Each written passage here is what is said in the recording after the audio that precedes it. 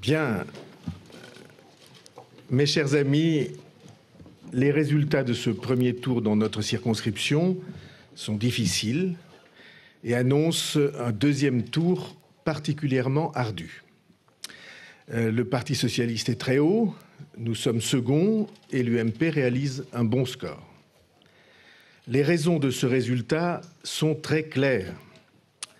Une partie importante de mon électorat traditionnel n'a pas compris et pas accepté la décision qui a été la mienne de voter pour François Hollande au deuxième tour de l'élection présidentielle. De bonne foi, ils ont été meurtris de ce choix et l'ont manifesté dans ce scrutin. Et les électeurs socialistes ont, eux, considéré que ce choix ne changeait rien et ont voté massivement pour la candidate que leur présentait l'appareil du PS. On voit une fois de plus combien il est difficile, exigeant d'ouvrir des voies nouvelles, de tendre la main, de choisir le dépassement et la réconciliation.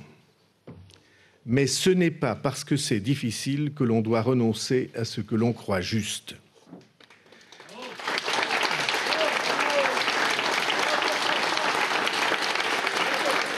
Ce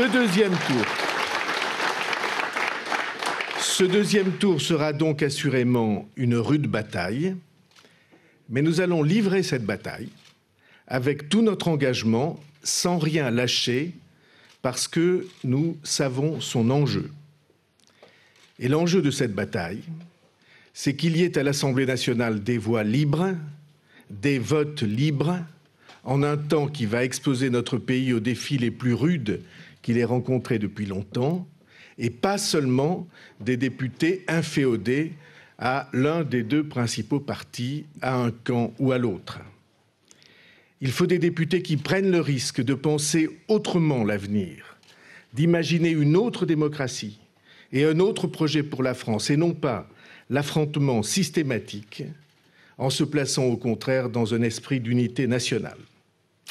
Alors il va appartenir à chaque électrice, à chaque électeur de cette circonscription béarnaise et pyrénéenne, de décider en conscience, non pas en fonction du passé, mais en pensant à l'avenir, de l'élu et du porte-parole qu'ils choisiront. À chacune et à chacun, je parlerai, mais particulièrement après ce résultat et avant cette semaine, où ils devront réfléchir à leur choix. Je veux leur dire tout simplement la confiance que je leur fais et l'amitié que je leur porte. Je vous remercie.